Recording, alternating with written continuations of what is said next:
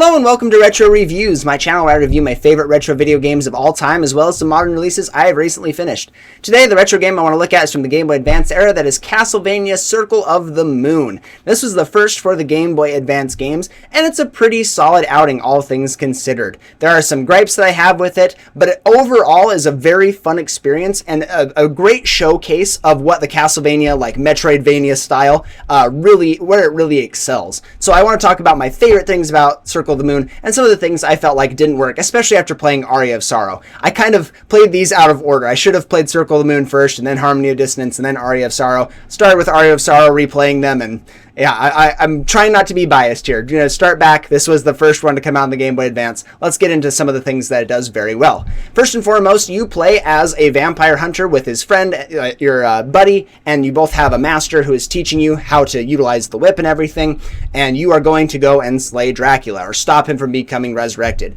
The very beginning of the game, he gets resurrected by Camilla, this person that's been serving Dracula, and before they can confront Camilla and Dracula themselves, your character and your buddy get separated from your master. You guys fall forever and ever and ever, as far down as you can, and then your buddy runs off, says that he's going to do things without you, and you're left kind of confused at what's going on. Now, one of my biggest gripes with this game, one of the things I don't love and like at the same time, is that you only have your whip.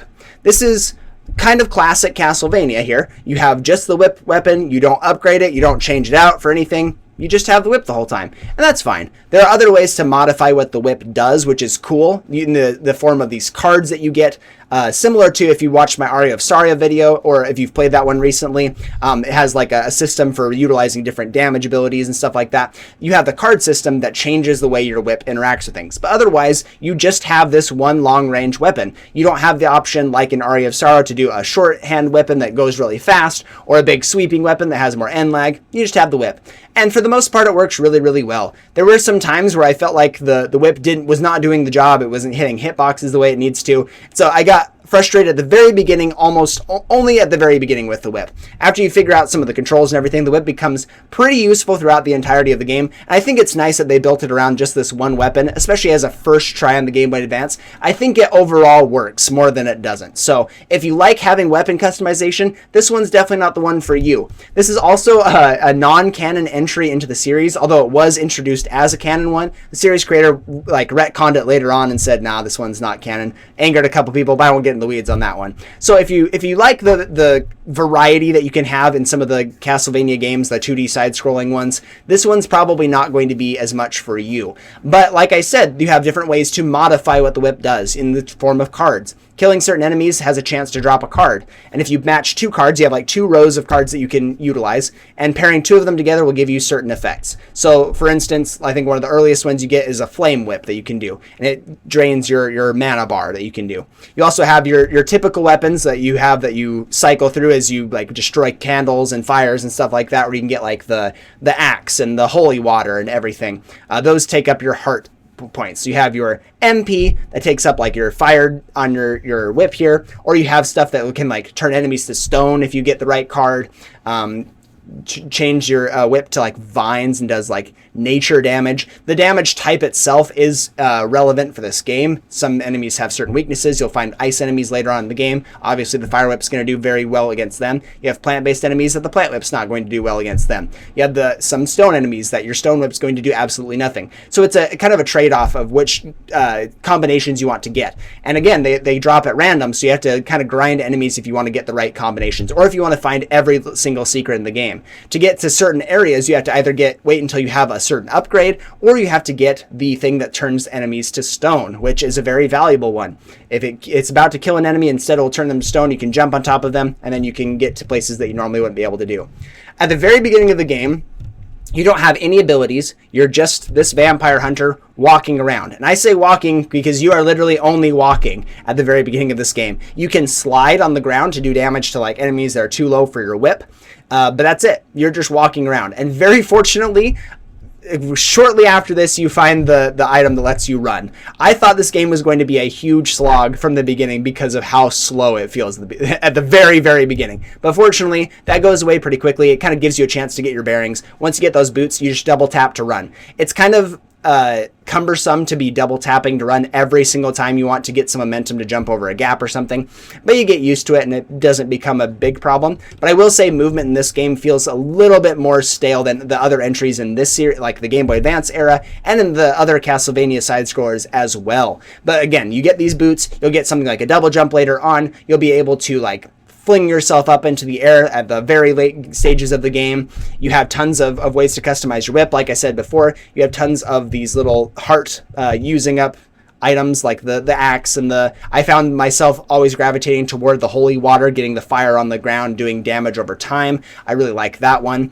Some other things that you can do with the card system, you have stuff like fireballs rotating around you. I didn't get to try out everything. One of the coolest bonuses in this game is when you beat the game, you'll get a code that you can enter in on the start menu. If you do that for your like character name, if you type in that code, you'll actually unlock every single card, so you can experiment with all the combinations. Kind of a nice new game plus bonus that you can have. But I didn't immediately jump into a new game. I was just happy that I finished it, because this game is pretty darn hard. There are a lot of bosses in this game that will absolutely kick your butt back and forth over and over and over again. They are so difficult. I had a lot of hard time figuring out some of the bosses, some of their hitboxes, how to avoid them entirely. This game is very difficult. Some of the late game bosses are insanely hard. You have people that like actual people that you fight against, like you'll eventually fight against, spoiler alert here, I know this is a super old game, but spoilers. You're going to fight against your buddy at one point who's been mind controlled by Dracula, and he has access to all of the abilities like the Holy Cross, the Holy Water, the Axe, and he will absolutely bombard you with everything. When he gets to his late stage, he starts throwing multiple projectiles of everything. It's brutal, some of these bosses. Some of the boss fights feel really unfair, and you just have to work out how to beat them.